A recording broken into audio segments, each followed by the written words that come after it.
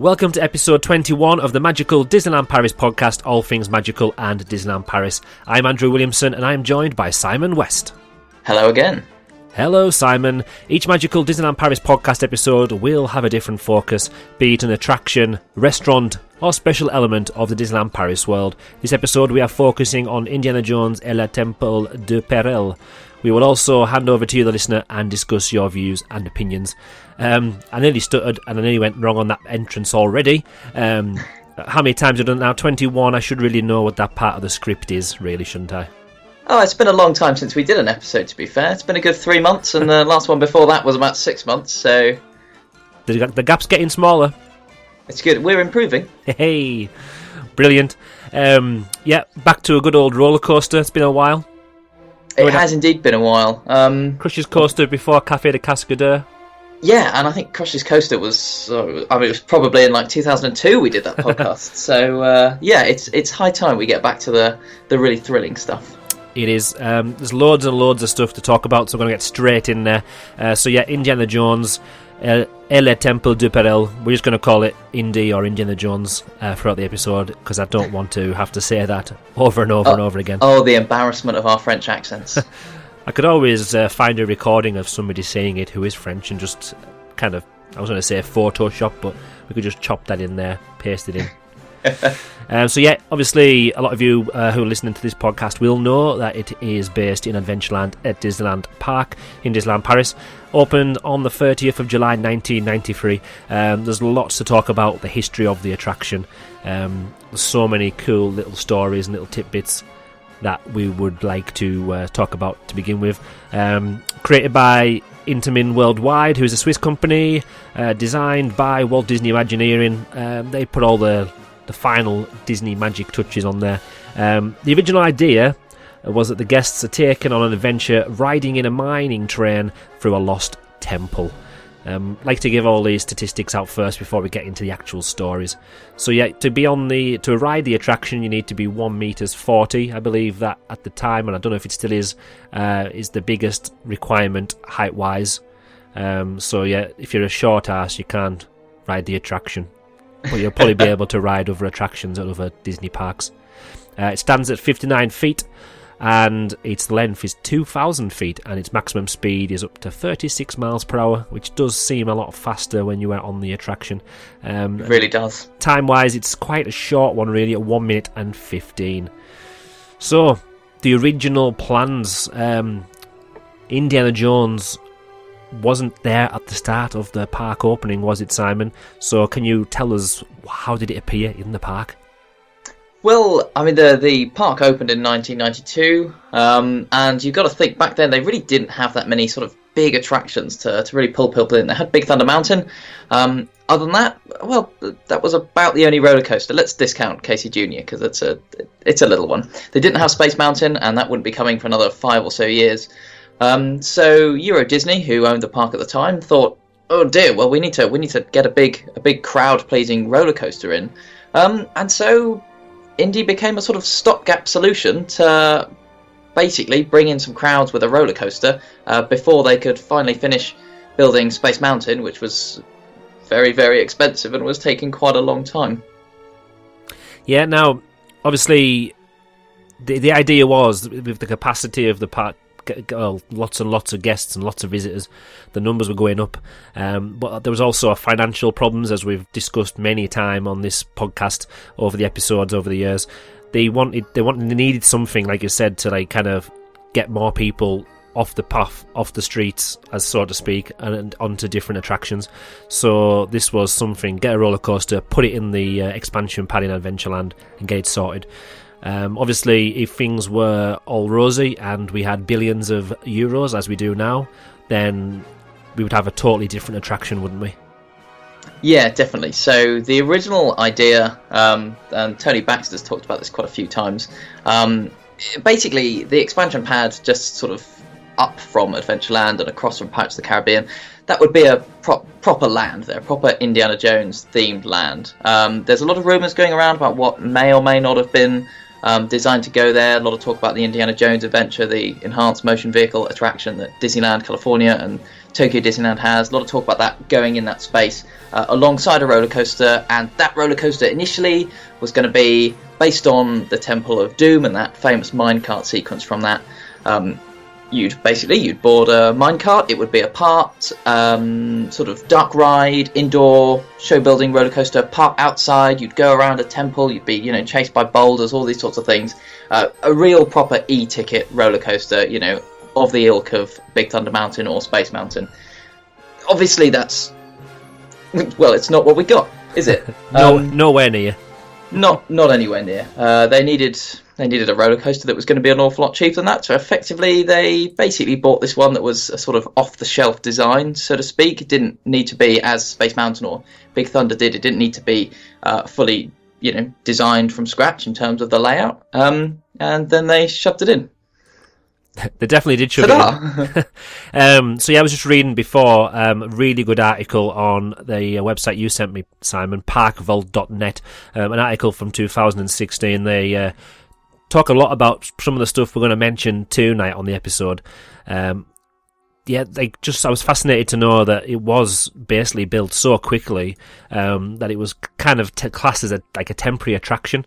So the idea was that it wasn't going to be there for many, many years, maybe 5 years maximum at the time. So they started by clearing the area and just poured one massive, giant concrete base. Rather than putting the pillars and the steel structure into the ground and some concrete in and all that kind of stuff, they created the base full of concrete. Obviously, it didn't take as long to dry. They then just bolted the uprights straight to that concrete rather than kind of burying it into the ground. So they kind of didn't cut corners, so to speak, but they used a lot of techniques to speed up the time that it would take to build the attraction. They then had to find ways of hiding the concrete. So there's apparently lots of gravel and lots of shillies. We call them shillies. I don't know if you call them shillies. Lots of gravel to cover and lots of theming to cover what is a temporary structure. I just find it fascinating. I know times were hard and capacity needed to be increased in the park, but I just find it amazing that Disney were happy to put in a temporary attraction in inverted commas. It's still there now. Yeah, it's a really interesting sort of genesis this ride has, because effectively the original track layout and the original design comes from a company called Pinfari, which had, I think, virtually ceased trading by the time that this roller coaster was coming about, and that was, as you say, it was a temporary roller coaster design. I mean, that's why it's a very compact design. You can fit it in a nice little tight rectangle. That's why the structures that support the ride are this kind of more like scaffolding style rather than the sort of large pole and stem style that you'd see on, say, an Intamin or a Vekoma roller coaster. Now, Disney had approached Intamin, and Intamin looked at this design from Pinfari. It's called a Pinfari, I think it's called a TL59, something like that, which means like the loop, and then the 59 is the gauge of the track, or the height of it maybe.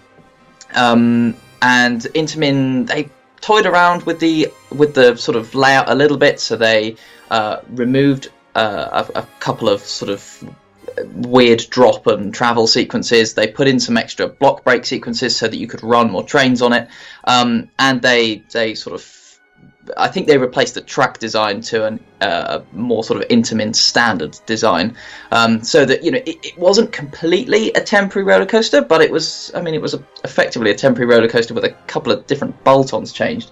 And as we continue to talk through the history of this roller coaster, some problems started to arise from it later on. As you can't have a temporary roller coaster be operating for so many years with such a high, guest turnover using it as Disney parks have, without a few problems cropping up. It's interesting that the capacity issue that you raised. Obviously, Disney, they definitely did want capacity while they were having people come to their park and they only had one big roller coaster. Obviously, when you do things on the cheap, though, you never get really high capacity roller coasters. So initially in 1993, when this opened, the trains were smaller than they are now. So there were still 2 cars per train, but each car could actually only hold 4 people. So you could only have 8 people on the entire train. They were also running an Intamin spec ride control system, which is unusual for Disney, because normally Disney Imagineering has their own ride control system that's more synced to show elements, which obviously there aren't really many show elements on Indiana Jones, and that kind of explains it. And so capacity for the ride actually, well, it wasn't that huge, and there were very long queues because of that. But yeah, as you say, they had to do something on the cheap, and this was sort of the best they could do. You started talking about problems that would arise in the future, and obviously we'll go on to this later on in more detail, but there was a massive refurb in 2014. Kind of fitting to talk a little bit about it now, though. That all happened, really, and it all came about because, like we said, 5 years was the planned lifespan originally when this attraction was first built in 1993. The main temple, which is what the attraction is moving around, and you're chasing around. The temple was made out of basically a steel frame, and then it was kind of polystyrene basically, and a very, very thin layer of cement, or very thin layer of concrete sprayed on the side, which was then painted by the Imagineers. But it wasn't meant to last, and obviously with the weather that we've got in France, some days it's baking hot, the other days it's freezing cold, and there's snow and there's ice, and in one day I think it can go from being 15 degrees, then in the afternoon it's snowing. So all weathers, all climates, obviously it's taken its toll, and now what are we, well over 20 years later now, and it's just, it took its toll, didn't it? Yeah, it really did. So the attraction's history is interesting, and it's quite difficult to really work out what was done in each of the sort of two major refurbishments that happened to the ride. Obviously, Disney don't really tell you exactly what's going on, because they don't really want anyone to know that this is a temporary attraction that's has had to have a few changes, basically for safety reasons over time. The two major refurbishments were firstly in 2000, which also they used as an opportunity to reverse the cars and run Indiana Jones backwards. And then, as you say, in 2014, very, very difficult to work out exactly what the truth of the matter is, because the official line from Disney is that in 2000 they had this marvelous idea that basically they'd increase the capacity of the ride, so they changed the trains. They made them from 4 to 6 seater cars, which were also lighter and had no padding, as you might notice when you ride the attraction today. And then they basically mounted the car backwards, the car chassis backwards onto the tracks that sit onto the rails. So then you had Indiana Jones backwards. And the story that Disney would officially tell is that, to do that, they then had to change and reprofile some parts of the track because it would be too uncomfortable for the guests to ride, which I think is true.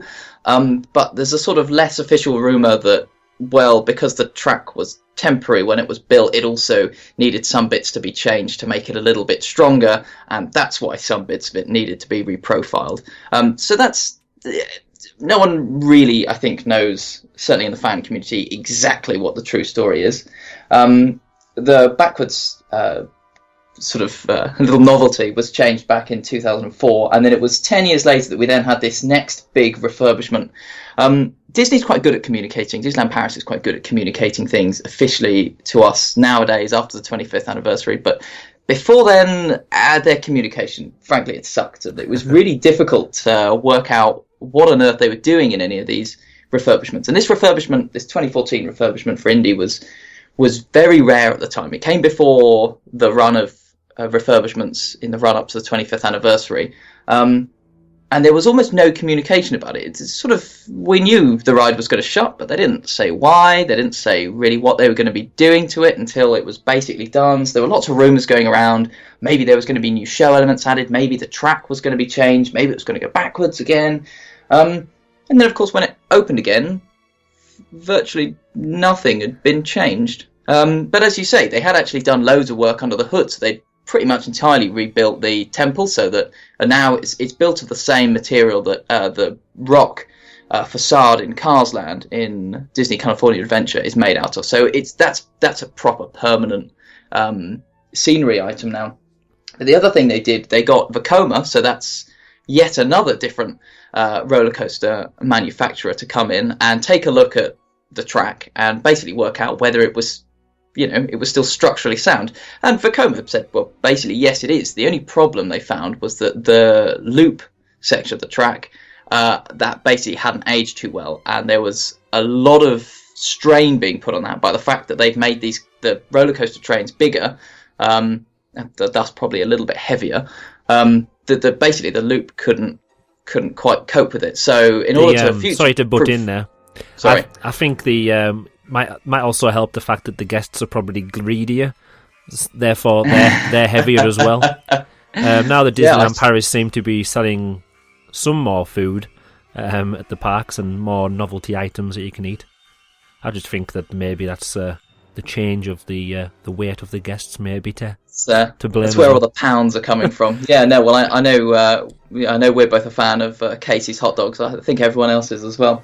But yeah, basically Vekoma came in and they took a look at this loop and said that's got to be replaced. So they replaced the loop with basically an entirely different structure of track. It's now the same structure of track that Expedition Everest uses, and it's a Vekoma design. So yeah, we're really left with this strange, bizarre hybrid attraction of loads of different manufacturers.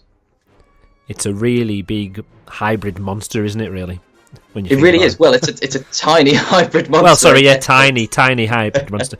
If anything, the queue area and the station probably takes up the same, if not a bigger footprint than the actual coaster itself.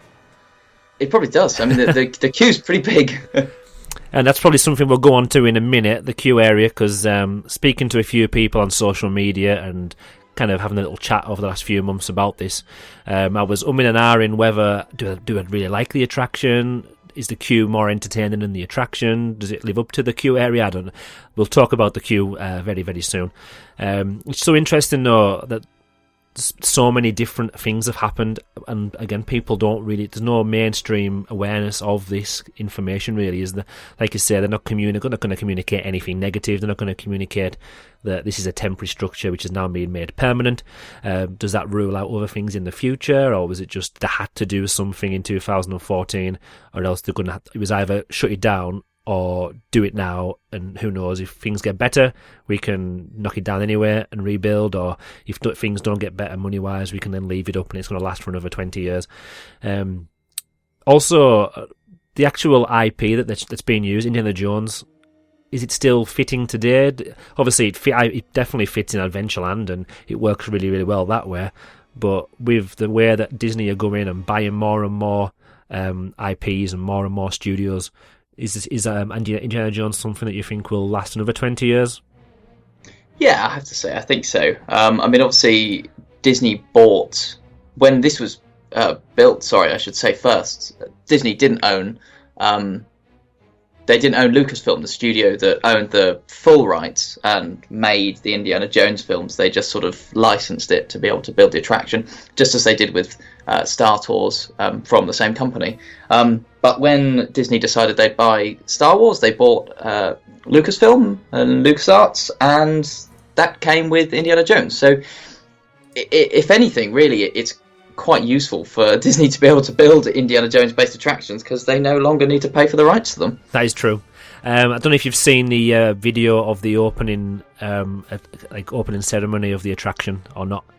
And if anyone hasn't seen this, by the way, go on YouTube, check it out. It's absolutely hilarious. It's so bad. It's so bad, but so funny. First of all, it's like pouring down with rain. It's torrential rain, so there's umbrellas everywhere. There's flames going off. You've also got, and I think I mentioned this at the end of the last episode when we were talking about Indiana Jones. You've got George Lucas next to Goofy, standing there in the wet and the rain. Doesn't look very impressed whatsoever, really. But yeah, I was reading the story based on that. And it describes it in a more eloquent way. It basically says that it's a clear night. Well, not a clear night, but there's no rain.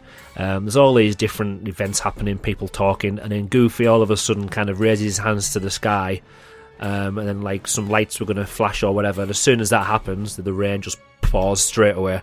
So it's as if Goofy has kind of raised up and kind of brought down this evil rain spirit onto the temple. It was just very well timed. But yeah, they always have liked an opening ceremony, and they still like to do that now. It's definitely worth checking out.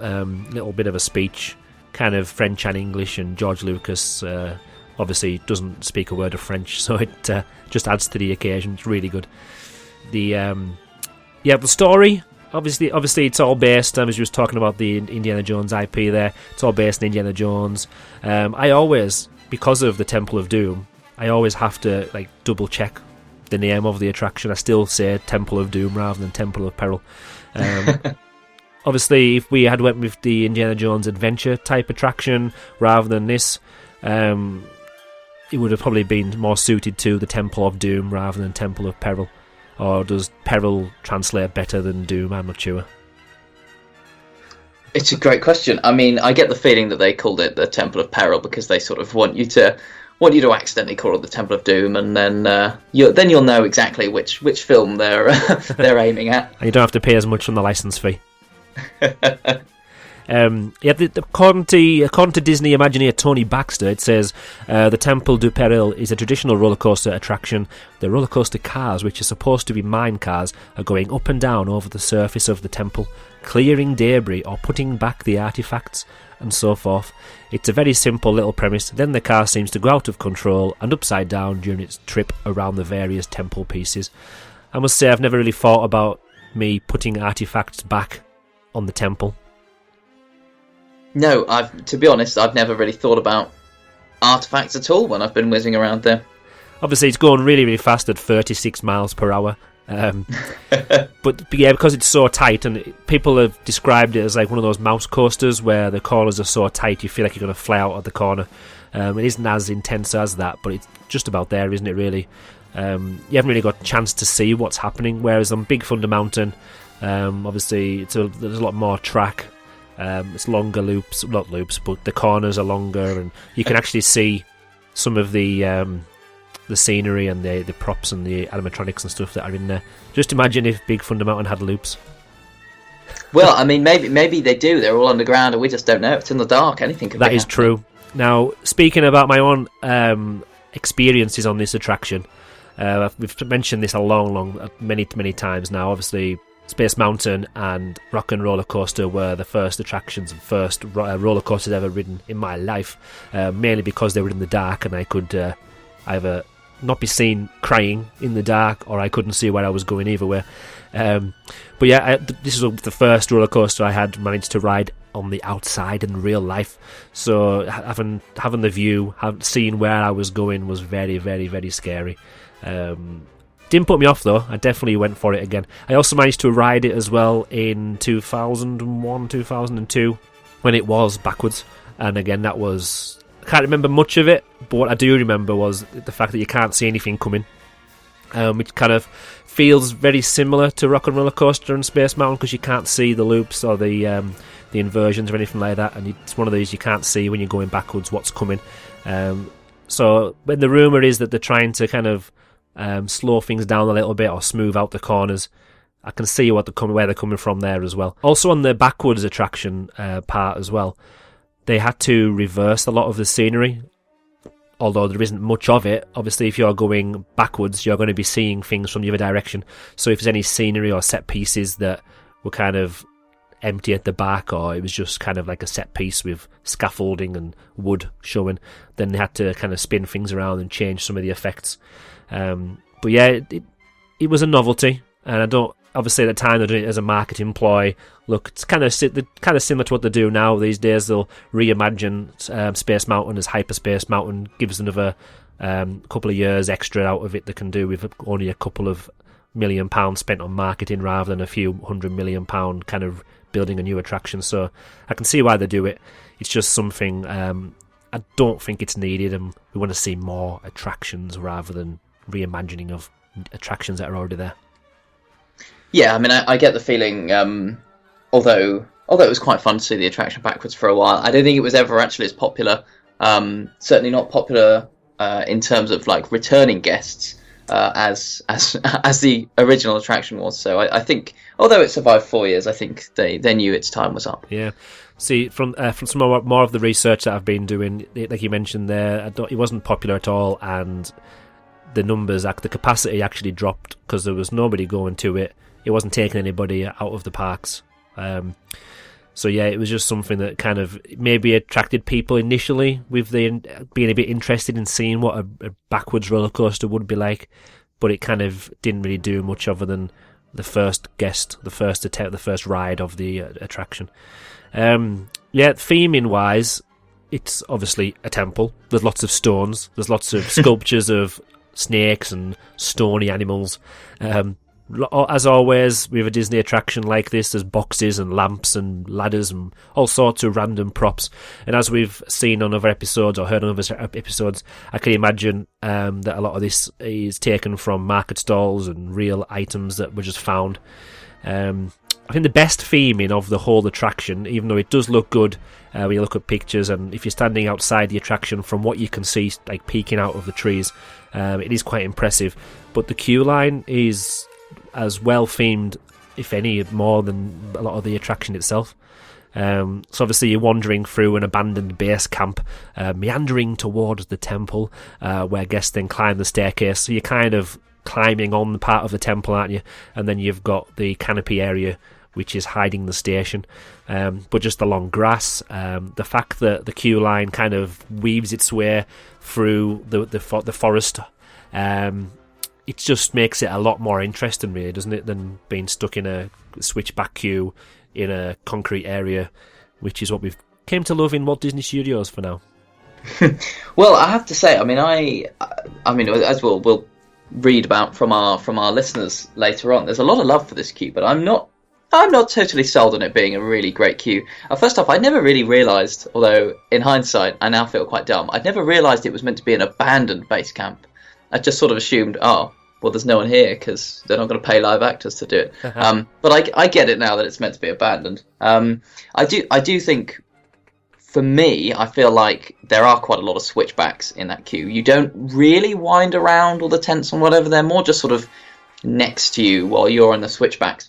The other thing that I think, and to be fair, I can see why they've done it, but I do think it's a shame, though, that because of the canopies and the roofing above the switchback queue sections, you can't really see the roller coaster much while you're in the queue, which I think is a bit of a shame, because obviously, you can see it so well from the viewing area of the path before you join the queue, so it's a bit of a shame you can't see it. On saying that, though, the bit before going to the station where you go up the stairs that are, they are the kind of the big stone stairs with, two big torches either side of you. That's a really cool sequence. That's a nice bit of queue. It is. Now, the queue area, like, obviously we've kind of got different opinions there. It is switchbacky, and I know it doesn't wind as much as you kind of. Well, I remember it looking at some of the images I've just looked at now, but it doesn't feel. I don't know if it's because the queue isn't. There isn't really a wait for this attraction anymore, or I could imagine if I was right at the end of the queue, if like an hour wait, it would probably feel a lot longer. But I never feel like it lasts a long time. Sometimes when you're kind of in the open and there's no real theming, even the trees and the fence and the abandoned camp, it kind of takes away from the fact that you are in a queue. And it kind of makes it easier. I don't know. I think psychologically, you don't feel like you are there for as long. Kind of like Pirates of the Caribbean, which for me is one of the best queues. Apart from if you're waiting on the outside area, if the attraction's over an hour wait, which it seemed to be recently.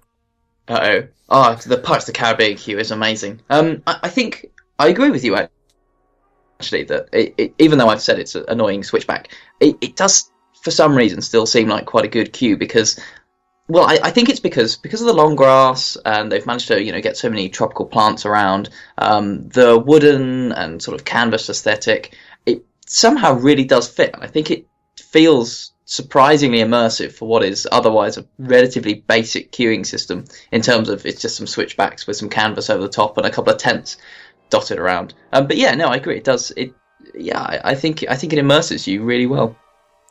Yeah, you do feel like you are in like the middle of nowhere, don't you? Because they are quite tall, the grass and the trees, and when you do get to look up, you only see the temple and, like you say, the big stone stairs that you walk up. Now, again, looking at a picture here from above, you don't realise until you actually look into it how tall and how grand these stairs are.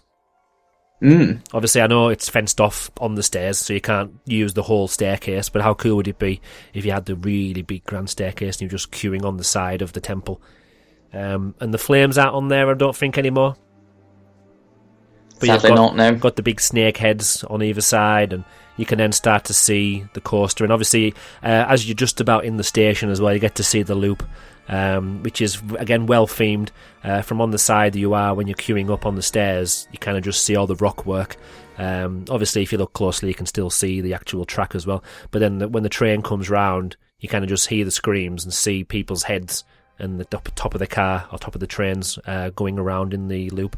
So, again, for something that was originally temporary, possibly, it is such a great thing that they've done really in a short space of time. Oh, definitely. They did a surprisingly good job on a very small budget, and I think that's been reflected in the fact that the attraction was basically cloned for a roller coaster called Raging Spirits in Tokyo Disney Sea.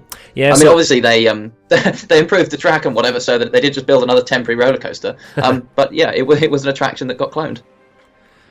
Yeah, now, I think we've kind of, unless you can think of anything else, I think we've covered everything from the original attraction and kind of to modern day and to present day now. They've added a shop to that area, and obviously over time they've added the fast pass queue as well, so we've got the luxury of that, which kind of shortened, I think, the main queuing area, and there was a few sections of the main queue where people used to kind of queue jump and jump around, so that was taken out as well with some of the refurbs over the years. But apart from that, like we said, the original footprint's still the same. Looking at the map, there's still quite a lot of space to the side of that, and I'm sure we'll be talking about this in the next section in a second.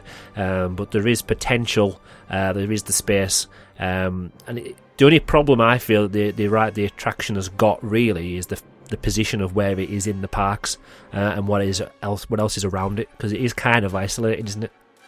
It's very isolated, and I think it would be really easy to miss it. It's not on the way to anywhere, and normally a Disney park is so well designed that effectively everything works in like a massive circle. There's almost like kind of, particularly in Disneyland Park, there's kind of like concentric circles almost that you can follow around. And there's a kind of main route that you follow, but this is off that at an awkward angle. You have to kind of go the wrong way after missing the bridge across towards the Pirates of the Caribbean side of Adventureland. Yeah, to be honest, there's been a couple of occasions where on some of my first visits to the park, where I have actually bumped into it by accident, taking a wrong turn. And obviously, well, that's an adventure, isn't it? It is, and in that case, Adventureland's lived up to its name, and it also means, I'll do it now. I mean, yeah, I might as well. But there's actually been other occasions where I've been with groups of students, when I've been on school trips with these students, and I've said, right, I know a roller coaster you want to go on, Indiana Jones, follow me. I've then went, I forgot which way to go to get to it. I know how to get there now, having been a few more times since then, but on my first few visits, it was, hard to follow signs, hard to get there.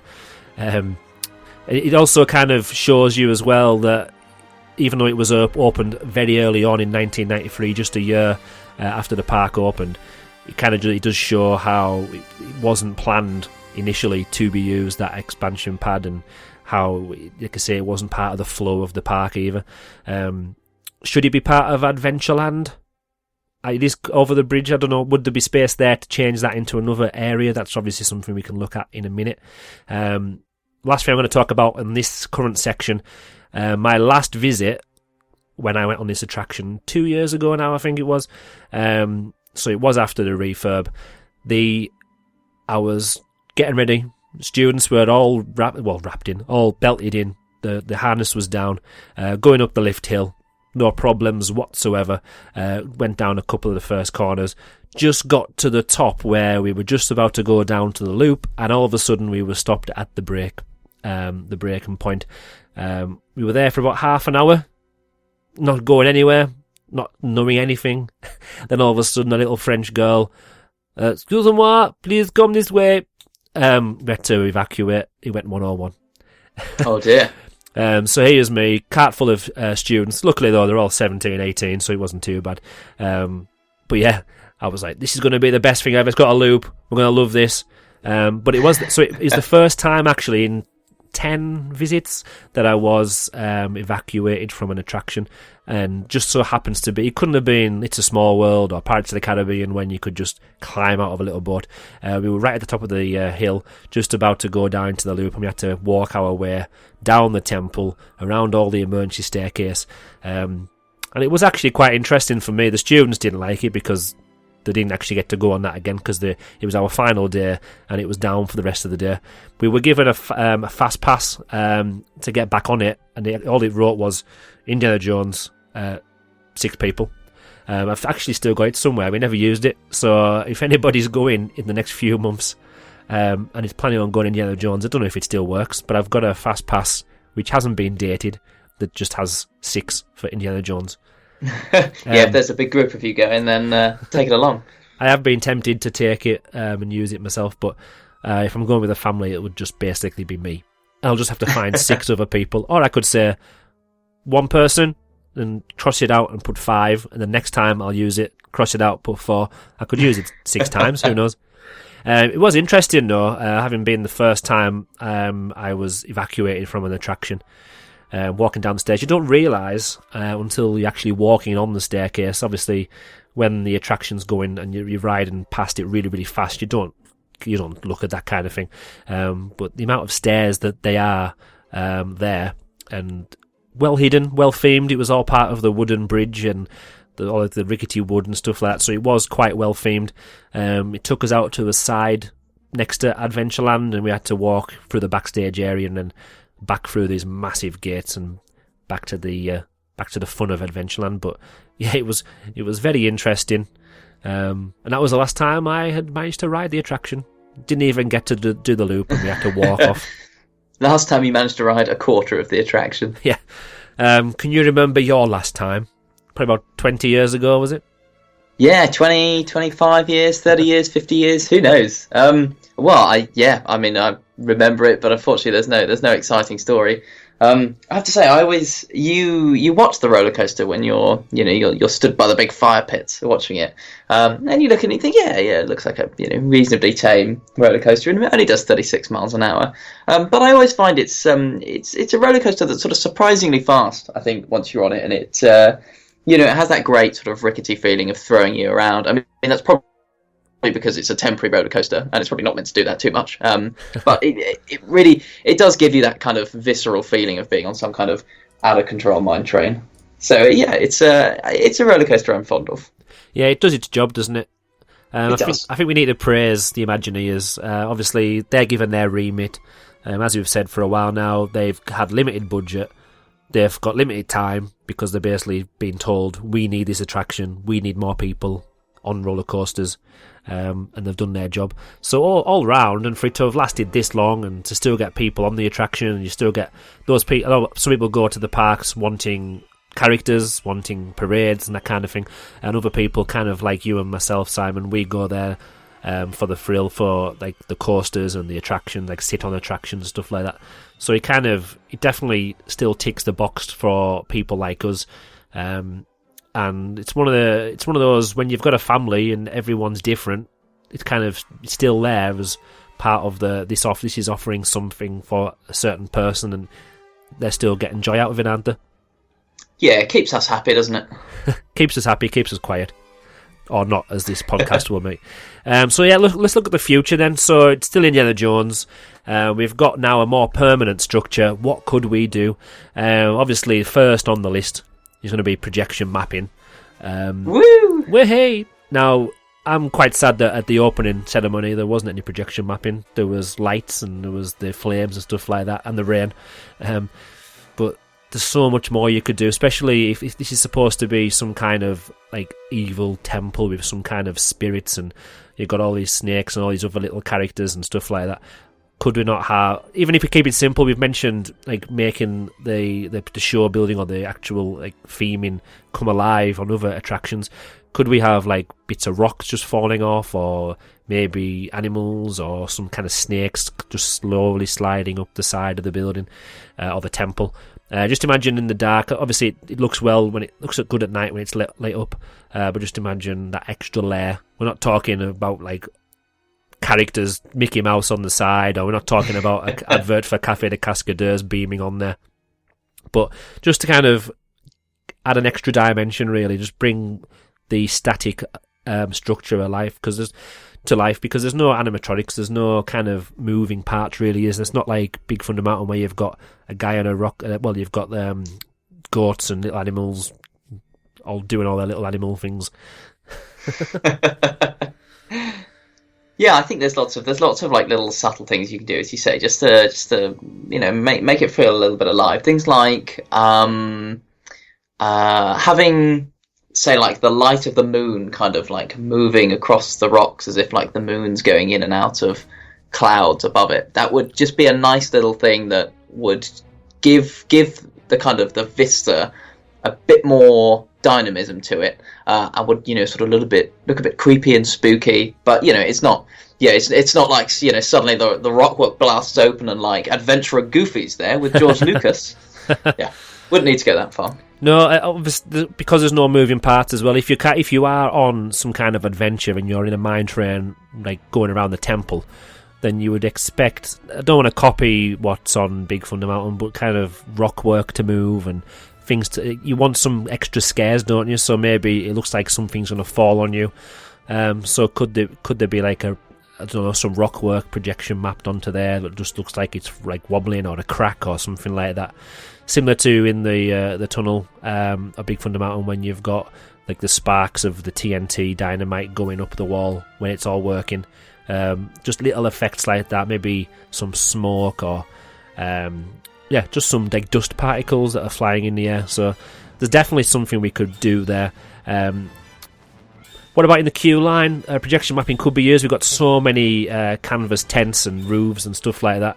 I know it's supposed to be an abandoned mine, but could we not have maybe the silhouettes of some kind of like animals or whatever you would find in the forest?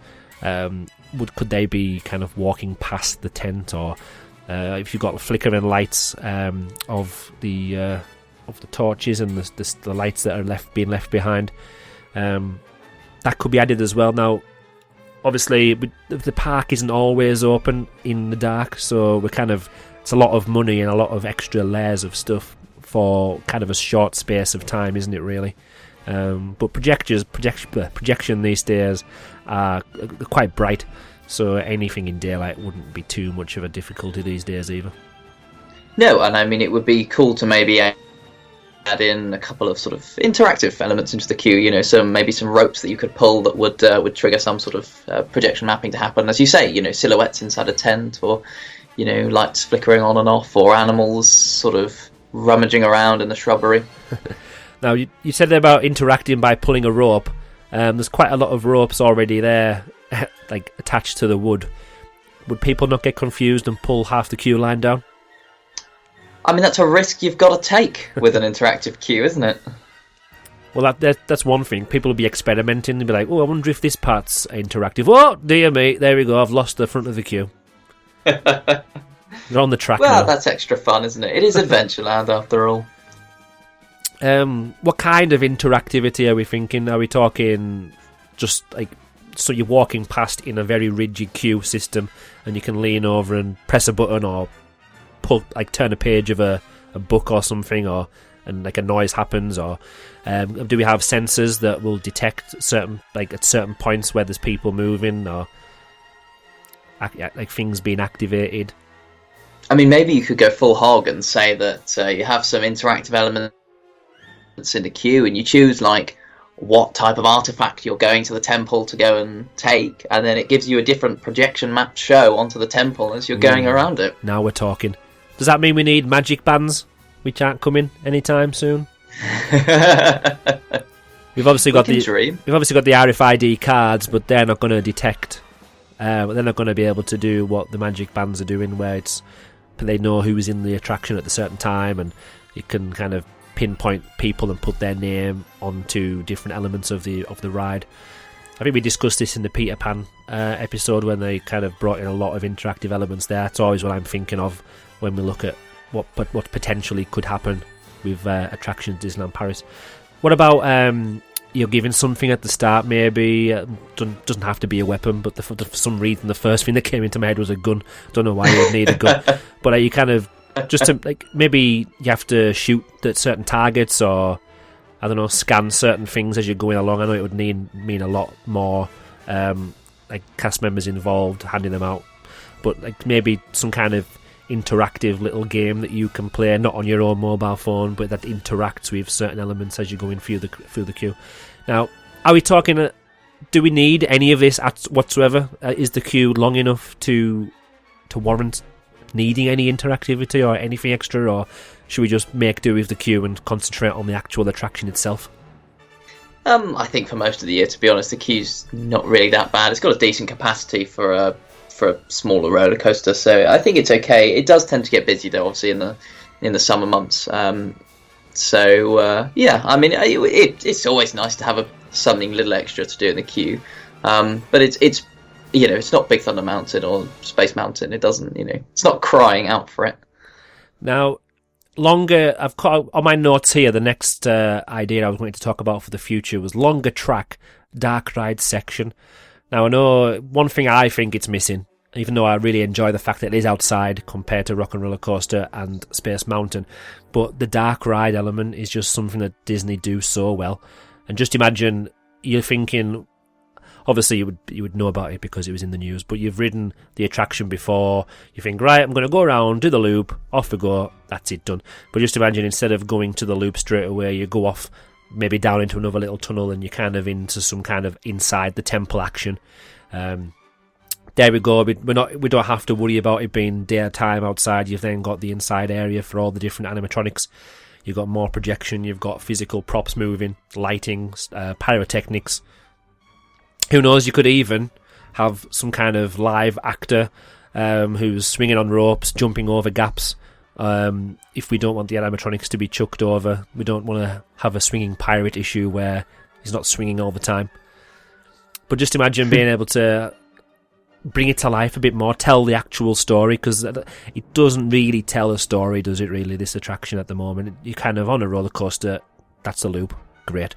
It looked like I was in a temple, but really, apart from the music that's in the queue area and the ride, the sign outside the attraction, you probably wouldn't really know it was Indiana Jones, would you?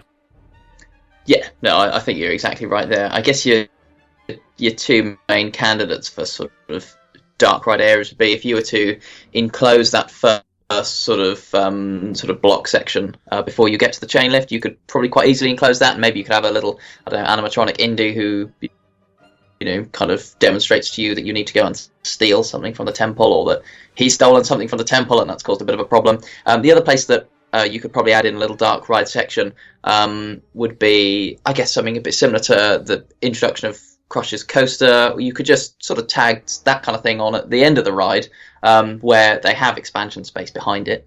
And to be honest, it's a fairly flat section around there anyway, so you could probably just sort of extend it out a little bit and put in some animatronics and some stuff happening within the temple. I think that's what it's kind of needing, isn't it? I don't think we need a total rebuild, so to say. You could, if we manage to add on an extra element of it and make it a lot more interesting once we're on there. The only worry with that is if you make it a lot more interesting in that way, and if a lot of people, I can imagine, are put off because of the loop, are you spending a lot of money, not being selfish towards ourselves who really, really like the loop and we enjoy the attraction, but would the loop put people off from even going to see that, who, if the loop wasn't there, that would be something right up their street? Well, quite possibly, yes. It'd be a shame to have that. But then again, we have 3 inversions in Space Mountain and a lot of cool visuals to check out, a lot of cool dark ride elements. So that's just what you miss out when you're not into the roller coasters. That's true. Nah.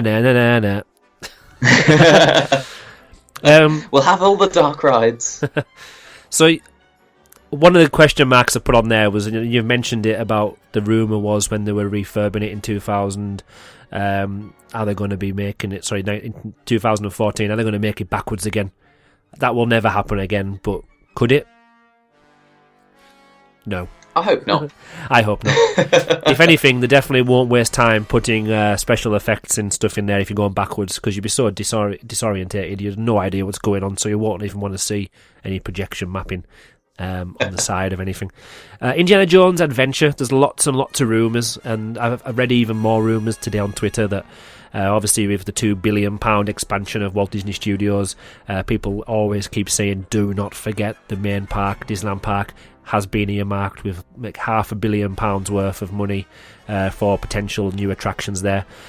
Do we have an Indiana Jones Adventure type attraction? Do we totally tear down what is there now, or do we add another attraction and make it, as we talked about right at the start, and which was originally planned, do we make a little Indiana Jones area? Well, I think, as far as I'm aware, they've left enough space to be able to build the Indiana Jones Adventure if they want to, with Temple of Peril existing as it is. I don't know whether that's true. I don't know how big the footprint is. If you look on like Google Maps or something, then to be honest, where they've put Temple of Peril is kind of right in the middle of this large patch of grass that they've got there. So I don't think they've made it particularly easy for themselves.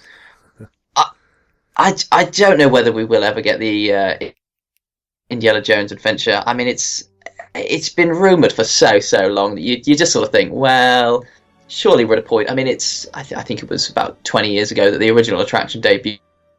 You sort of think, well, is it really do they really want to build an old attraction here? Who knows? Yeah, the argument is we should be looking forward, and we don't. Obviously, there's been arguments and discussions about always using IPs in the park, but it's kind of the way things are going now. If you look at Marvel and you look at Star Wars and you look at Frozen in Walt Disney Studios, but I don't think we should be scared of trying new things. Obviously, Ratatouille hasn't always been branded as the success that it possibly is. Obviously, it's going to Walt Disney World now. It's going into Epcot, isn't it? So they obviously liked what they have seen there, and I know Euro Disney Imagineers have had quite a lot to do with the success of that, and it's been taken across. So obviously we steal things from them, they steal things from us at other parks, but it would be nice if the actual main Disneyland park could get a unique attraction. Does that mean closing it? Potentially. I haven't really got an affinity to Temple of Peril. I do like it, I go on it, and in fact, don't just like it, I do love the attraction, but it's not like a Space Mountain. It's not like I was going to say a Rock and Roller Coaster, but that is going to be closing and rethemed. The same track will probably be still there, so it kind of isn't going as such. But these are the attractions that you kind of I wouldn't want to see go. But with this one, would I mind? Not really. Apart from the fact that I can't find it all the time, and that's one of the reasons why I'm not running straight to it. Also, I'm getting older now, so I can't run as fast as I used to be able to. But people aren't pushing themselves to get to the Indiana Jones attraction either, so I don't know. It probably wouldn't be a big miss if they did close it and totally retheme that area to make it easier. I mean, it wouldn't be the worst thing in the world, but as you said earlier, in the 2014 refurbishment, they basically future-proofed it for the next 20 odd years, so I think it's here to stay for now. That's what we said about Armageddon when we'd done that attraction episode a few years ago. As we said, this is the best attraction they've ever made. I hope they never get rid of it. I hope they put pre-shows like this in front of every attraction. That's one thing that Indiana Jones is missing. It might even actually make us believe it is Indiana Jones. Could we not have a pre-show in the queue? Well, you got the space for it. Yeah, we go off to the side into another tent that's abandoned, and then this weird creature starts talking about Indiana Jones. We then have a few shots, because we've said pre-show a few times, and then we go back onto the ride, and you can do the loop a few times then. It's even better after the shots. Another rumour that I've heard as well, now this wouldn't fit where Indiana Jones is, but the Beauty and the Beast attraction, again, something that has been bandied around for a long time. Eddie Soto even talked about, I think, in our episode, something that was originally planned and then taken away, and it should be if it's going to happen anyway, it should be in France because it's a French-based film. Could they totally retheme that area? It's like we have said that it's over the bridge. It's kind of away from Adventureland enough that it could be rethemed into a totally different area. Could they make that kind of Beauty and the Beast land? Maybe. if there's room there? It's conceivable, but thematically, you'd probably rather it was with Fantasyland. Obviously, they have an expansion pad, not a huge one, but enough for one attraction between Fantasyland and Discoveryland, sort of behind the Hyperion Theatre and Cafe. So I think that's more likely where you'd see it. But yeah, as you say, there's Indiana Jones sits right in the middle of an expansion pad. So if they ever did want to do something quite big with a new land, that is kind of the best place to put it. Goodbye. No, but like I say, we're not gonna see it go anytime soon. I think if anything, I think the Indiana Jones Adventure rumour is probably the most likely if something's going to happen there. I believe something will happen. Obviously, now the Walt Disney Company are owning Disneyland Paris full time now. I don't know why I said full time; they were never part time. But they only owned it on like weekdays. It's just on the weekdays, yeah. Less people were there. I think it's going to happen sometime. Something's going to happen there. It's a big space, and obviously they don't want Disneyland Park to feel left out. Because obviously it's a real person with feelings. We're kind of at the point now where we're going to talk about listener opinions. Is there anything else that you feel we may have missed? We've talked about the attraction then, the attraction now, the attraction in the future. Nothing else is going to change. Nothing else may happen apart from new bits around it. Should we look at listener opinions now? I think it's time. This is time. We need some kind of jingles, I think, now. We've been around for long enough now that we should have some professional jingles. Yeah, we need a motif for the listeners, don't we? Go on in, I'll let you do one right now, live. Boo-doo-boo-boo-boo. Did you like it? I thought there was going to be some talking, at least. A voiceover. Oh, right. Listener opinions. Pinions. And the echo, live. Yeah, happy with that? That'll do, mate. I'll have to record that, and I am recording it. I'll have to take that bit out and use it every time now. Or just get you to say it every week. Anyway, let's start off with the tweets. We've got Nick Hudson. The track is an off-the-shelf purchase. Horrible ride. Beautifully themed, of course. I love Twitter. It's great. To the point. I like it. Yeah, that's at Nick Hudson Music. Yeah, I remember looking back at this discussion a while. I had a couple of negative things to say, but again, it's not a horrible ride in my opinion. Theming has worked well. Definitely Disneyland, Disneyland Imagineer quality. But like I say, it's off the shelf. Not much more you can say about that one, really. No, that's a fair point. Next up, we got Capturing Disney Parks. Oh. Go on then. Go for it, Andrew. No, you've said it now. No. All right, I'll do it just this once. Capturing Disney Parks is next, at Capt Disney Parks. Would love to provide input, but never rode it. I love the theming with the statues and fire, the tents, etc. But I'm just not that into roller coasters. I've learned to ride and love Big Thunder Mountain, but I think that's the max for me.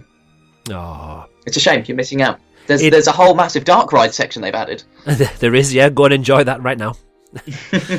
Christina KB at Christina KB17. I was not impressed with the theming, especially compared to the ride in Disneyland California or the show in Disney World. So yeah, Twitter isn't really loving Big Thunder Mountain. Isn't really loving Indiana Jones at the moment. Yeah, and it's kind of similar from Liam at Liamo37. It's a pity the ride's in a bit of a dead end, as it never seems to be that busy. Yeah, it was so. His comment was so good that I pasted it in there twice. I very almost read it again. Do you want me to read that one? It's a pity the ride is in a bit of it anyway. Yeah, it goes on to say what we've just said already, but it's hard to find it. I need a map just to find that attraction sometimes. I mean, ironically, that's exactly what Indiana Jones is all about, really. Grabbing a map and hoping for the best. Maybe that's what it's about. Maybe if you hope for the best, you end up at the attraction and there you go. You can go and ransack a temple. It's a very meta proposal they've got going on. Now, I've got a couple of comments here that you haven't got. These were last-minute additions, mainly because I forgot that I asked this question on Facebook as well. It's the first time we've actually mentioned comments from Facebook, so well done to our Facebook followers at Magical DLP on Facebook. So yeah, David Stansfield, I like the ride if it's a short 5 to 10 minute queue, as the ride is not long at all. It seems Disneyland thought we need another coaster, so we will just throw this one up here and back out the way. From what I can remember, there are a few things to look out in the queue line, but as there is not a queue most of the time, you don't get to have a good look. The end. Yeah, I don't think there's anything positive on that one again either, really, is there? He'll do it if it's a short queue, which is probably every time then. He'll be on the attraction over time now then. Not much of a queue. There's no point in having a queue line if you're not going to queue, is there really? So that's alright. Sydney Sharing, not a big fan of it. It's too short for my taste. You're in, make an inversion, you're out. Also, the track just doesn't do it for me. I prefer the Rush of Rock and Roller Coaster, even though it's shorter. And the joyful Wild West ride of Big Thunder. Indy also hasn't enough theming for me. Oh, I feel really sad. I feel really bad for Indy now. I mean, to be honest, we were reasonably harsh and keeping calling it a temporary roller coaster, but at least we've said that it's really good for what it is, and that we have a special place for it in our hearts. But damn, this is vicious. Maybe it's like, well, I was going to say maybe it's like parents who have an ugly child. I suppose after a while you get used to it being ugly, and it kind of actually looks cute in the end. And sometimes they do grow up to look a lot better than they were when they were babies. If anybody knows me or is related to me, I'm not talking about anybody in particular. That's my disclaimer. Let's go. Got that one in there. Well done. Let's go on to the emails. Awesome. First one's from D Spicer, and now this is more positive. So we're bringing happiness back into this. It says, "Hi both. I love this podcast. Please keep it going." Thank you very much for that. Now, on to Indiana Jones, Temple du Péril. Personally, I really enjoy Indiana Jones. It's a must-ride whenever I visit Disneyland Paris. I would describe it as a thrilling, out-of-control mine train. Almost like a compact, intense version of Big Thunder Mountain. Whilst it isn't the longest of coasters, it certainly packs a punch with good drops, a particularly forceful loop, and some great helixes. I also rode it backwards in 2003, which was an interesting experience, however I much prefer it forwards. The theming throughout is fantastic, especially when the fire effects are working in the entrance area, which looks spectacular at night. I also love viewing all the different elements in the queue line, such as Indy's tent, Jeep, the different artifacts scattered around. There's plenty of Indy Easter eggs to find whilst waiting in line. The queue line steps up to the station are particularly well themed. The two giant snake heads either side of the steps are incredible, and I love how climbing the steps makes it feel like you really are climbing up towards the temple. And then once you get to the top, you've got a really great view of the loop. The temple itself looks amazing. This is a classic case of Disney taking not the most inspired of roller coaster layouts and making it into something special. The fact that this coaster is cloned at Tokyo Disney Sea speaks volumes in and of itself. One thing I will say though is I miss the wooden slats which were attached to the bottom of the track. These really added to the theme, and I hope Disney will add them back at some point. Another fact that should be mentioned is that this is the first ever Disney roller coaster to feature an inversion, which is pretty special in its own right. A final interesting but pointless fact is the sheer amount of different manufacturers which have been involved. First, the layout's copy of the Pininfarina TL59 coaster. Intermin and Giovanniola built the original coaster in 1993, which is why the loop is in a B&M box-style track. Then Vekoma rebuilt the loop and did some other work to the track in 2014. So it really is a rather unique beast of a coaster. Beast. Yeah, Andrew, why did we bother doing any research for this? I know this podcast. It's all been done for us right here. We should have just read this out and we're done, guys. It's all. I get to this point every time, and I always do feel, why didn't I read the emails before I pasted them onto this? One of these days, I'm gonna read something that somebody has written, and it's going to be really inappropriate. I should vet them. One thing to just pick up on before we move on, mentioning about the wooden slats that were attached to the bottom of the track, a bit like on Big Thunder Mountain, where the kind of wooden cross beams that you see on railway tracks are there. So initially, these were kind of hanging underneath the track, and I mean they look slightly odd, but they did make it look a bit more like railway. I'll be honest, I thought some of them were still there, but maybe I'm wrong. Yeah, I think there's not any on the near side as you look at the coaster from the path by the big stake heads and whatever. I don't think you can see any from there, but I think around some of the other sections of track there are some. It's definitely something that needs to be there, really, doesn't it? If you're talking about the whole theming of it, a runaway mine train or mine cart wouldn't have a nice steel frame, would it really? Especially not in the temple. Well, this can be our question of the podcast, because we haven't had one yet. Very true, very true. Are any of them still there? Are they completely gone? Somebody tell us. Has anybody got them in their back garden? Let us know. Like you've got Café de Cascadeurs in the back. Oh, just imagine. So, what else was I going to mention there as well? Oh, the TL59. The 59 is how wide the gauge of the track is. You were right before. Huzzah! There we go. So there's no point in that being a question. There we are. So, Simon Marshall. Here we go. Andrew and Simon. ... Now you're talking. Indiana Jones et la Temple de Péril is a rite of passage for our kids. It's always one of the rides we head to see if one of the kids is tall enough. The joy or disappointment defines their holiday. Oh, I feel really bad for them if they can't make it now. Yeah, that's quite brutal, isn't it? For a rite of passage. Yeah. You're not tall enough. You're not a real person until you can get on this attraction. While Rock and Roller Coaster and Space Mountain have more inversions, Indy has always been my favourite coaster. The fact it feels like a runaway minecart adds to the ride. It's fast and bumpy, but exhilarating, and the loop is so tight, you always wonder how they did it.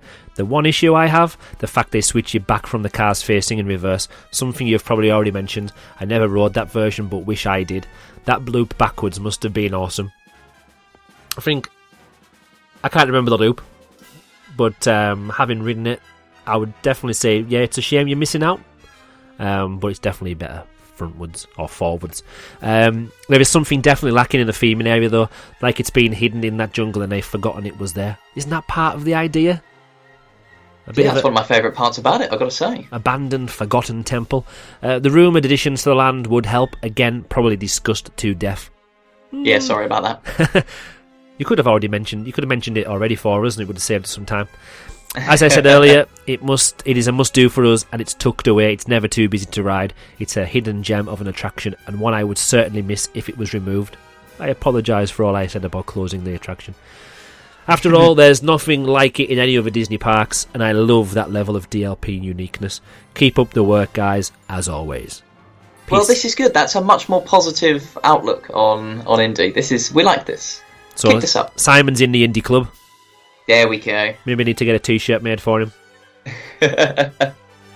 Next up, we've got Christopher Jebbett at CJebs on Twitter. Hi, Andrew and Simon. Indiana Jones is a good roller coaster for Disneyland Paris. I'm quite tall at 6 foot, so I've never had issues with any coasters shaking my head, because my head's always above the restraint with no issues. Well, lucky you, Christopher. Having ridden hundreds of times as one of the earliest coasters at Paris, it is a must ride on every visit. As for the future, the reverse ride was a good mix-up and could be brought back to add a little bit more variety. No. The addition of a ride photo would also be nice. I don't think it would be worth doing any major changes to the ride, and the money would be better served expanding the area with another live ride, Jungle Cruise or the Indiana Jones Adventure, to bring to life that corner of Adventureland, which is a bit dead currently. Good to see more content this year already, smiley face. That was in January. Yeah, sorry about that. There's not been that much. Well, you get 2 by sometime in April. That's okay. That's better, because last year we only had 3 episodes out, so we're on 2 already. We've planned for a 3rd very, very soon, so we're not doing too badly, actually. We're racing on. I laughed a little bit there about the addition of the on-ride photo, not because it's not a good idea, because obviously we need more opportunities to use your photo pass, which doesn't really have any photographers at the moment. That would be a good idea, but just imagine seeing your face on the loop, on the photograph, as you're hanging upside down. Like my face that'd be glorious. My face on a photograph on a normal attraction on the normal way up is always like a gormless, especially on Buzz Lightyear. When I'm holding the gun, looking around, totally gormless. Because I always forget when the camera's going to... I know where it is, but I always forget when it's going to take the picture. So I'm never looking good on that one. But yeah, I like that one. Everyone seems to be talking about... We haven't mentioned Jungle Cruise yet. No, we haven't. We missed that one. What kind of size footprint does that take up? Because I've never been on that attraction before. Well, I mean, there's quite a few different versions of it, really, depending on where you are in the world. I think, apart from maybe Florida and Tokyo, or Tokyo and... I think Tokyo is a clone, but all the other ones are different as far as I'm aware. I'm not totally keyed up on that, though, so don't quote me on it. But basically, they were talking about... there were rumours of of a basically Indiana Jones version of Jungle Cruise coming, which if you've seen Jungle Cruise, basically you get on a boat and you go around some like unexplored temples and there's some animals. So really quite easy to fit with Indiana Jones because you just shove Indiana Jones in front of the words Jungle Cruise and then put a little animatronic of Harrison Ford in and then you're done. Yeah, big footprint though, I should imagine. So it's kind of difficult to see where that would go, particularly where that would go within the railroad tracks, although they could be moved. But I think that's quite a big footprint. There is some water, though, isn't there, from Adventureland when you've got the... I don't even know what it's actually called. When you've got the water of Adventureland near the Skull and Pirates of the Caribbean and stuff like that. Obviously, the bridge goes over there. There is scope to probably extend that kind of lakey area and kind of put that on there, I suppose. If you wanted to attach to that. Is Jungle Cruise separate to any body of water, or does it like link to anything else? This shows you how little I know of any other parks other than Disneyland Paris. I think they would try to keep attractions like that self-contained so that they can sort of drain them individually if they need to. That's true. Yeah. So I think it would be rare that it would be attached to something else. But I mean, there's always things like it could be. Yeah, and I don't think it's attached to like the Rivers of Liberty or whatever they're called in America. How boring. They could have attached it, and you could have had, instead of like a Run Disney, you could have had Swim Disney. Well, I mean, if you want to have a triathlon, then you've got to swim somewhere, haven't you? So you could, you could cycle around Autopia. You could then run down Main Street. You could then swim in Adventureland through some kind of little cave, and then you get lost in a temple. This is a surprisingly good idea, Andrew.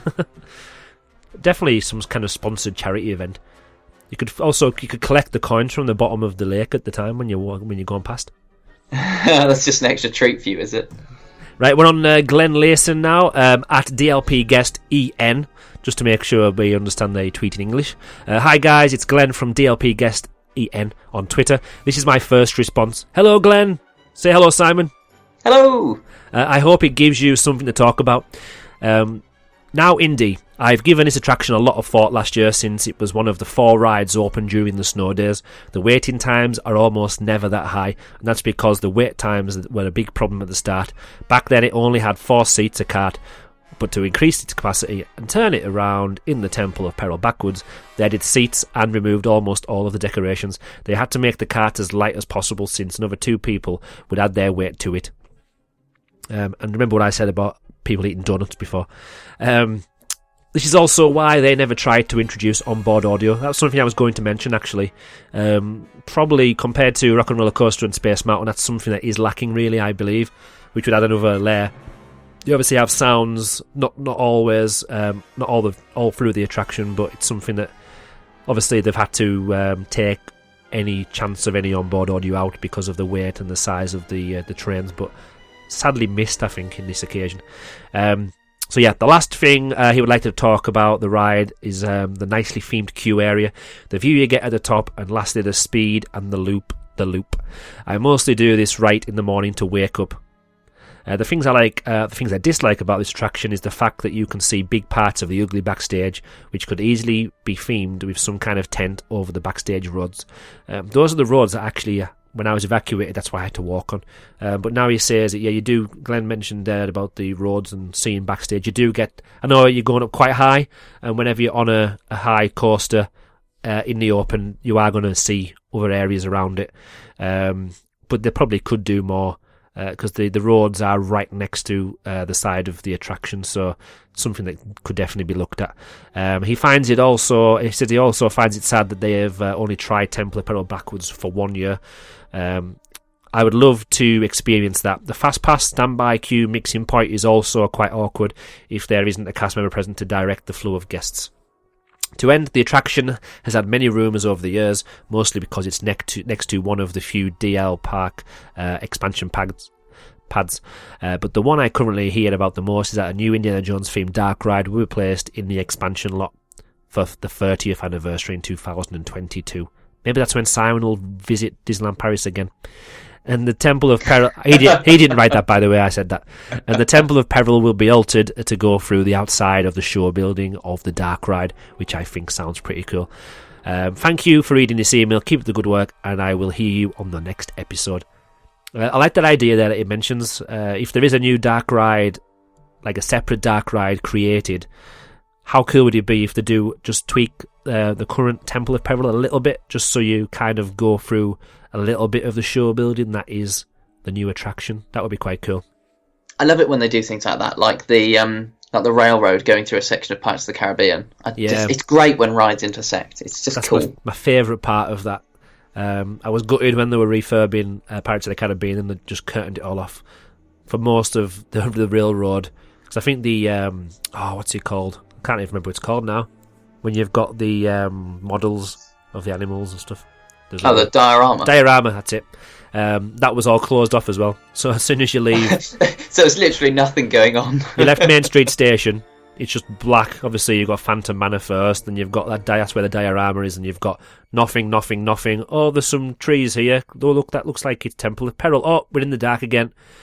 So maybe I don't think we'll be doing the railroad episode anytime soon, because my history and my memory of that is just dark tunnels.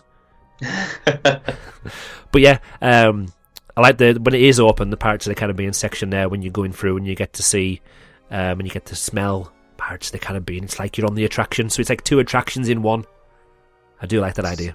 It's got such a great smell. I don't know if you'd seen my tweet actually, because they finally released the Pirates of the Caribbean book that the Imagineers and the cast members in Disneyland Paris have created.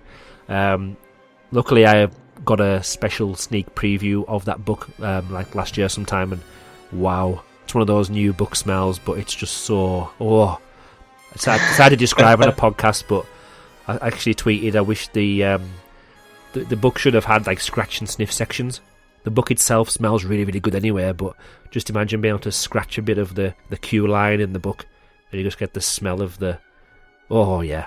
Anyway, I think we need to revisit Pirates of the Caribbean again one day, just so we can talk about the smell. All about the smells. Righto, next up we've got Herbert, who's at DLP Celebration on Twitter. Hi Andrew, hi Simon. After supporting you with photos for your last episode, thank you by the way Herbert, which was a really great one, thank you again Herbert, I decided to write down my thoughts about today's topic. Indiana Jones and the Temple du Péril has a very deep emotional meaning for me. But for that, I had to go back to 1991 when I visited a Disney park for the very first time. It was at the Magic Kingdom in Walt Disney World with a couple of friends discussing rides. I told them I would ride every attraction, current or upcoming, ever built in any Disney park, but that I would never do a coaster with an inversion. Go on to winter 1993. Goes on a trip to Euro Disneyland and found this Indy coaster. Of course, I'd heard about a new coaster coming to Euro Disney, but I could not gather so much information in this pre-social media and pre-internet time. So I was shocked at first sight and began an inner conflict about riding it or not. But my trust in Disney won, and so Indiana Jones became the first inversion ride ever, and I loved it. I won't imagine if Space Mountain de la Terre à la Lune would have been open before Indy. 3 inversions, I think I would not have been able to do it. Hashtag bring back the moon, which Herbert says, and I agree with. And at that day, I rode Indy 3 times because it was a really fun coaster, especially during the night time. In my opinion, it was one of the best waiting queues, so well designed and filled with archaeological props. It dragged you right into the jungle and into the adventure. Also, the Imagineers have some hidden references to the movies, and looking going up the stairs at the entrance, and the direct look at the loop is gorgeous and brings goosebumps. The fact that an ordinary movable coaster was used as a quick setup, the theming is great considering. One thing I want to jump in there and just talk about now before I forget. I can't remember, because it must have been a long, long time ago. I've definitely seen the films, but I can't really remember like the intricate little details about the Indiana Jones films. So that's why I haven't discussed these references to the movies. Now I'm trying to think and rack my brains, but I can't really think of any references. Obviously it is happening, and there's people out there that are probably Indiana Jones super fans. So another question from me, unless you can answer this one, Simon. What references to the films is Herbert... Well, it's not even Herbert, is it? Oh, it is Herbert, sorry. What is Herbert talking about? Yeah. I'm not disagreeing with roller it. coasters, but not Indiana Jones films. I should have really watched the films. I should have watched the film before we talked about this one. Yeah, our podcast research is slacking, Andrew. Where's your wrist? Let me slap it with it. There we go. Ow! Move on. That was a delay. But the best thing happened a few years later when they put the trains backwards on the track. It must have been a hard job for the Imagineers, as guests now viewing stuff which was not meant to be seen, and it made the ride really intense. I loved this ride even more when it was backwards, but can also understand why it went back to normal operations. Indeed, it scared too many guests. If I get a wish for Indy granted, it would be that there were periods where the ride runs normal and when it runs backwards, maybe swapping after each maintenance closure. Just imagine how hard that would be. Yeah, it would be a fair amount of work, wouldn't it? There'd be some kind of... Would there be a crane just permanently installed? I suppose that the trains could go off to the station and turn around, couldn't they, I suppose? You know, I'd like to see one... of the cars, the 2-car trains, 1 car forward, 1 car backwards. That is true. Then you can pick which way to go, can't you? Yeah. But what if 2 you... queues? If you're... Great. Were they facing each other, or will they be facing outwards? Yeah, I did think of that as well. That would be a bit weird. They'd probably have to be facing outwards, wouldn't they? Otherwise... Hello! Imagine doing the loop here and you're just waving at your friends. It could be fun. We haven't talked about anyone being sick before, and I've never seen this happen in real life, but when somebody's sick at the top of a loop, obviously normally gravity takes you down and you kind of it lands on somebody at the bottom of the loop. But what would happen if you're facing face to face and you were sick? Obviously, if you go in one way, right in the face, I don't know. It's a massive nightmare, Andrew, and I'm glad you've thought about it. Anyway, back to Herbert, where he's not talking about vomit. What he would like to see is more effects added to the ride. The Tokyo version has fire, water, and fog. Okay, well, fog is a problem at DLP. Just see the final version of Big Thunder Mountain. It barely works. And it's a shame they removed the railway sleepers. Okay, the wood became too old and needed to be replaced, but why a complete removal? Has it to do with newer French security laws? I never found out, but I bet you did. Ironically, Herbert, actually, no, we didn't, and that turned into our podcast question, so sorry about that. Completely useless on that front. Do apologise. As much as I appreciate this ride, I would exchange it immediately with the Temple of the Forbidden Eye, the original ride at Disneyland, that being the Indiana Jones adventure, or extending the coaster track so this coaster serves as an entrance to the Temple of the Forbidden Eye ride.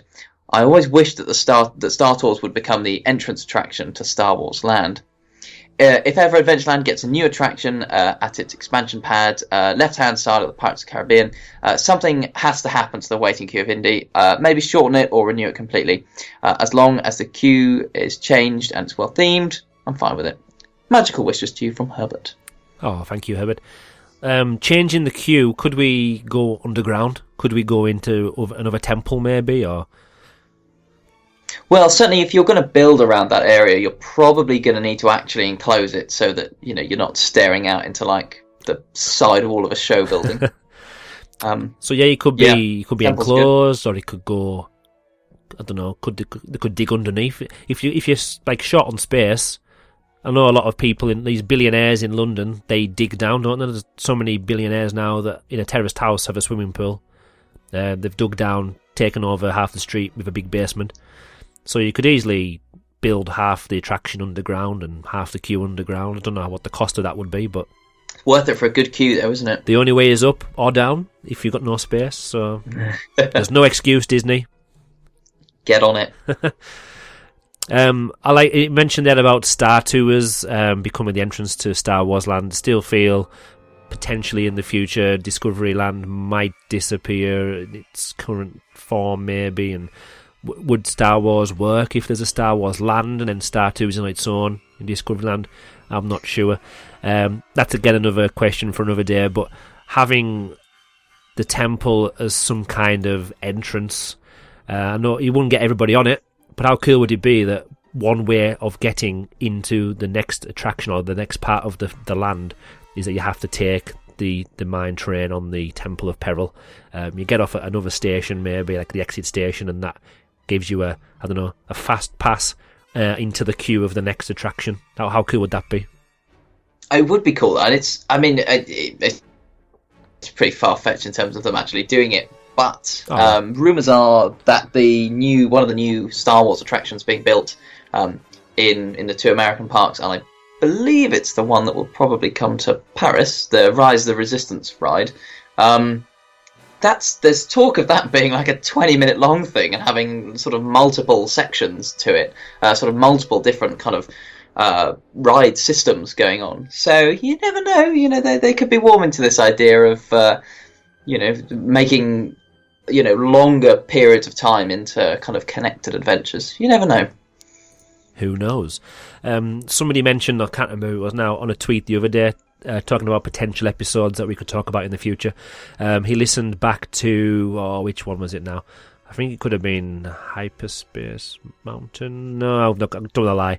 Basically, the tweet basically talked about listening back to one of our episodes from like 2013, 2014, and all of the things that we rumoured and all the things we wished for, none of them came true. And it was, I think it was the total opposite to everything we had suggested. So it'd be quite interesting, whatever we suggest now in a few years' time, talking about that, looking at it again and going, yep, none of that happened. The ride was closed down the next week. Disneyland Park was totally closed because Walt Disney Studios took all the money.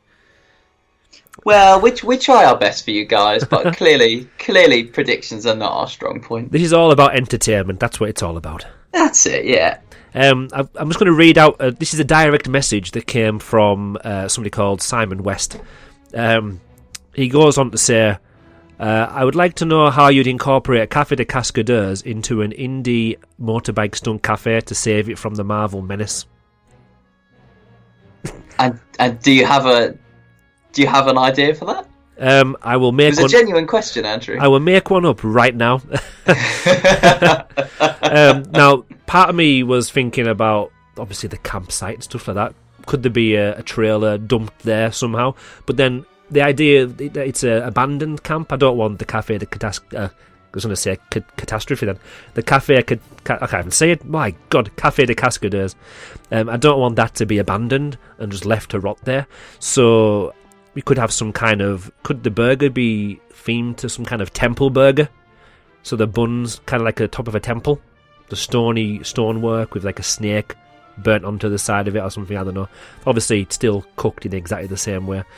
Just like we were talking about going in from one attraction into another attraction, could the rule be that if you go through the Café de Cascadeur, which is now some kind of Indiana Jones stunt cafe, could you walk through that and come out the other end with your burger in the queue line? You've already got a fast pass printed on your burger. I don't know. Obviously, I'm just going totally crazy here. What do you mean crazy? This is very, very sensible. Obviously, I don't think it would fit at all. But there's rumours that it will go. There's rumours it'll stay. Could it be moved? I don't think it would be themed very well at all with Indiana Jones, to be honest. It doesn't really fit that era at all. I love for anyone listening to this who maybe hasn't listened to our previous podcast episode or hasn't listened to many before and is wondering why the hell we're talking about a random cafe being moved to Indiana Jones. Why? What do these guys think about this cafe? Why are they so obsessed with this cafe? At least we're moving on from projection mapping. I know we've mentioned it already this episode, but it seems to be, even though you've never eaten there, it seems to be Café de Cascadeurs now. It's kind of taken over. It's a big deal. I still haven't got a t-shirt printed. I'm going to have to make a t-shirt. Especially if it closes down. That's the second t-shirt you've promised to make this evening. If it stays open, then it'll be a nice colourful one. If it closes down, it'll just be a black one with R.I.P. Café de Cascadeurs. That's what it'll be. It's a good plan. I like it. Don't think there's anything else we need to mention now. We've went through a lot of that stuff. Hashtag Bring Back the Moon was mentioned again. It seems to be something that comes up every now and then again. Very important that we keep the moon and we bring it back. That could be another episode again, as we mentioned already. There's so many things that we say that never happen. Never. Actually, hang on. Hang on. I mean, to be fair, this was I think it was 2014 or something that we did that episode, but I'm pretty certain I remember saying that we thought it would get a temporary Star Wars overlay, and then we thought it would then go to a Mission 3. And to be fair, I still think that we've got a temporary overlay at the minute. They just haven't announced when it's going to go, and I do think it will be replaced by Mission 3 still. So I don't think we're leagues off. Well, yeah, we'll go with that. I think there was loads of... I think, to be honest, every single attraction that we have now reported on about 1% of what we have predicted has probably came true. So it's probably a bad thing for all DLP fans that we've discussed the Walt Disney Studio expansion already, because we basically had We've just ruined it. Had one picture, spoke about a picture for 2.5 hours, and obviously none of that's going to come true. It's not going to be a Frozen Land. It's not going to be Star Wars Land. They're going to have bought the IP to Star Trek. That's what's going to go there. Marvel is no more. I don't know. It's not going to be a big mountain. It's just going to be like a cardboard picture of a of a mountain, and then we just have to deal with it. There won't be a lake. It'd just be a paddling pool. Well, if it's actually going back to actual real facts here, the river in Funda Mesa is probably as deep as a paddling pool anywhere. Probably is as deep as a paddling pool, yeah. Although it looked like the boats that were shown on the picture were like actual boats, so that would suggest it would be like at least Epcot level of deep, the lake. That is true. I mean, it's not that deep, but if you can fit a boat in it, it's decent. Sorry, anyway, we've digressed a lot. I was going to say, unless those boats were like model boats that you could drive around, put a pound in. I mean, to be fair, it was also an artist impression of a boat, so I mean, I'm not sure we should read too much into it. It was an artist impression which included like screenshots from Google Maps.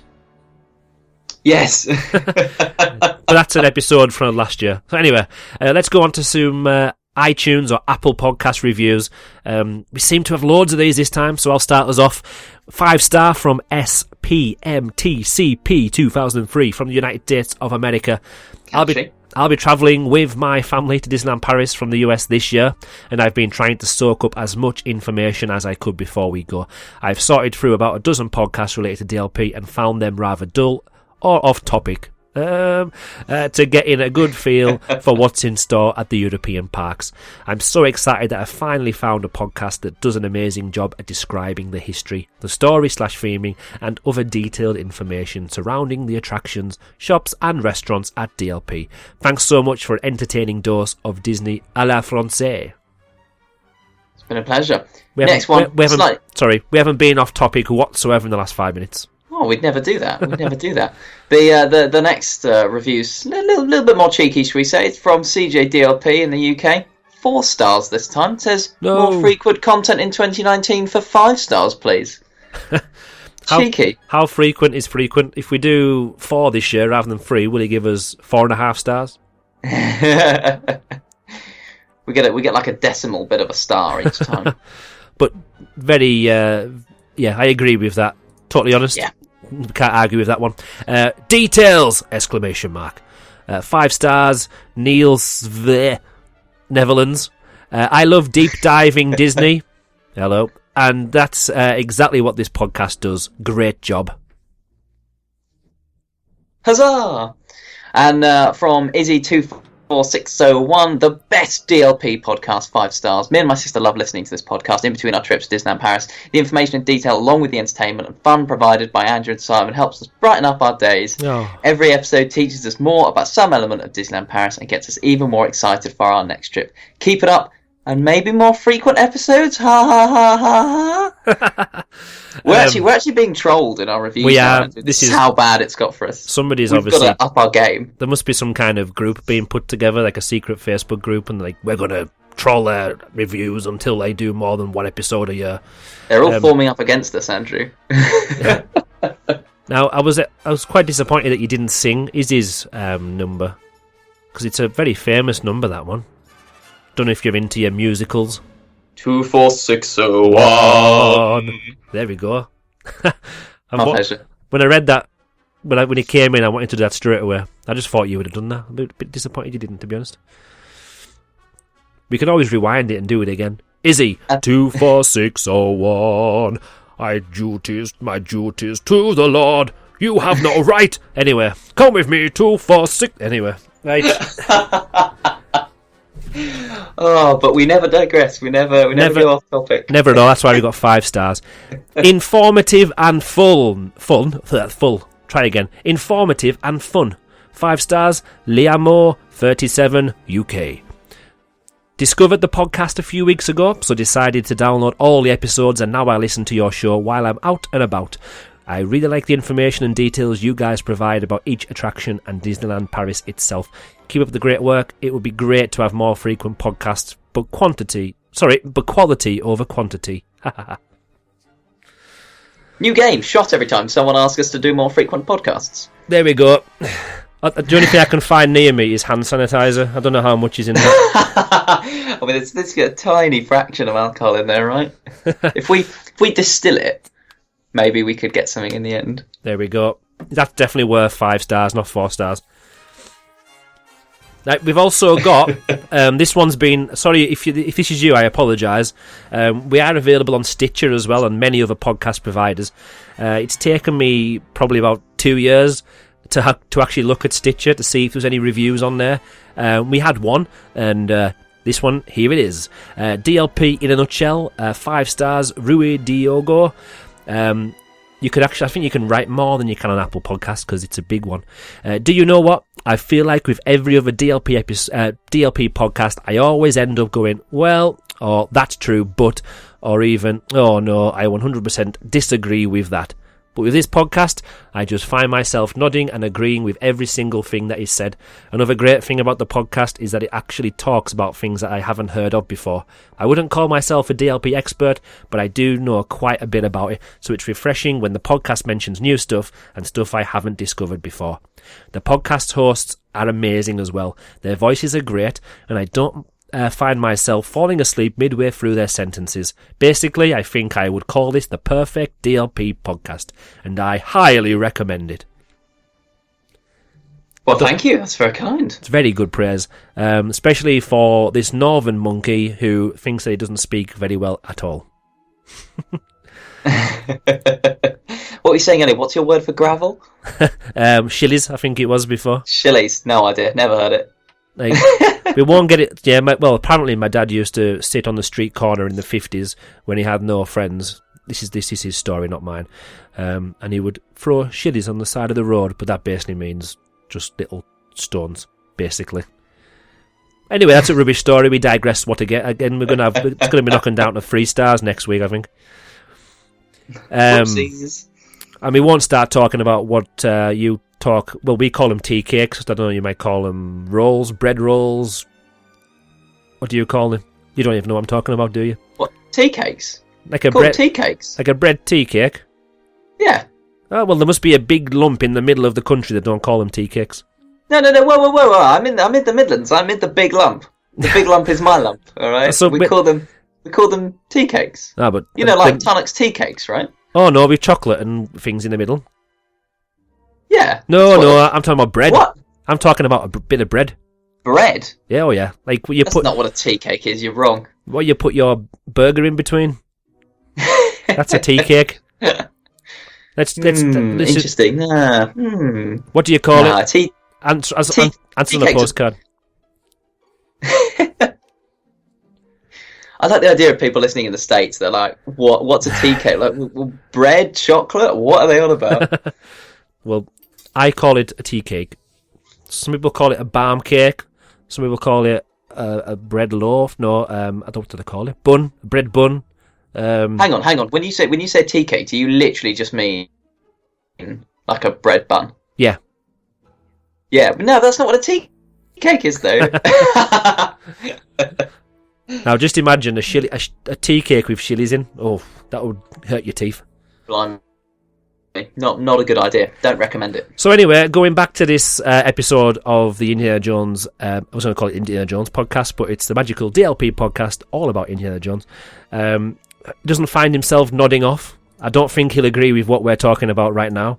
Yeah, whoops. Definitely doesn't talk about how it says our voices are great. I don't think that we can. Skimming the truth. Maybe on yours, yeah, but mine, no. Anyway, we got to the end of that section of the notes. That means we're now ready for this page, and you can't see what I'm talking about, but here it is anyway. So, the next focus of the next magical Disneyland Paris podcast will see me and Simon discussing all things Buzz Lightyear Laser Blast. Let us know your opinions. Email us at podcast@magicaldlp.com magicaldlp.co.uk, or message us on Twitter, Facebook, or via our website magicaldlp.co.uk. Don't forget, you can now also send in your audio opinions. Nobody ever does that, so there's no point in bothering that at all. You can record them on your mobile phone if you want to. Send them in via email. You might shock us. I know a couple of people have done it in the past, and it was really, really fun to hear your voices rather than us boring people reading them for you. So if you do want to record something and send it in about Buzz Lightyear, let us know. If you like what we're doing, don't forget to leave us a 5-star review and get in touch. This podcast is nothing without you. I've just noticed... Before we sign off, actually, while we're still talking about Buzz Lightyear, obviously, if you've got some really good high scores, let us know. Or if you're at Disneyland Paris, tweet us at magicaldlp. Send us pictures on Facebook of your scores, and then we'll see if we have a little competition going. See who's the best. I wonder if we could send a badge to the winner. Ooh. We'll put some high stakes on there, because I think I've got a box that's sitting right in front of me that's got like 100 badges in, and I think, well, I've got one. Well, I've got 100 actually. You've got one. I've got one indeed. A few other people that I met. I think Ella Caffrell's got one as well. But yeah, there's badges here, and I've got nothing else to do with them. So if anybody, so send us in your high score pictures. We want proof. No Photoshop, please. We will be checking the data in the file to check if it's been photoshopped. And then we may, I'm not going to say we will, this is for legal reasons, we may send you a badge. Ooh. And I won't even ask you to pay for postage. How about that? Send us in your high scores. We like that. Also, when you're talking about sending your reviews in, let us know if you've sent in a review. You can email us or anything like that, and we'll make sure we check the correct podcast app to read it out for you. I know a lot of people enjoy hearing their name mentioned. I certainly did before I started getting involved in making a podcast. So if you've got anything at all you want to mention, even if it's not about the episode for Buzz Lightyear, just let us know and we could ask the questions or read it out for you. Hopefully that'll help. Thanks for joining us for episode 21. It's Indiana Jones. It's been a great one. This has been the Magical Disneyland Paris podcast, and until next time, we will say goodbye. Goodbye.